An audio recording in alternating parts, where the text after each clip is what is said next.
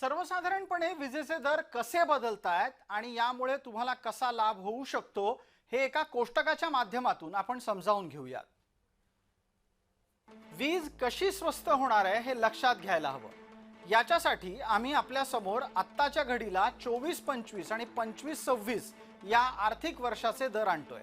100 unit पर्यंत आत्ता 8 रुपये 14 पैसे दर आहे, जो 7 रुपये 31 पैसे होईल। 101 युनिट ते 300 पर्यंतचा दर 13 रुपये 23 पैसे आहे, जो 13 रुपये 17 पैसे होईल। 301 ते 500 पर्यंतचा दर 17 रुपये 78 पैसे आहे, जो 17 रुपये 56 पैसे होणार आहे। तर 500 पेक्षा अधिक युनिट वापरली तर त्याचा दर वेगळा असेल आणि तोही या कोष्टकामध्ये आपल्याला दिसलेला आहे।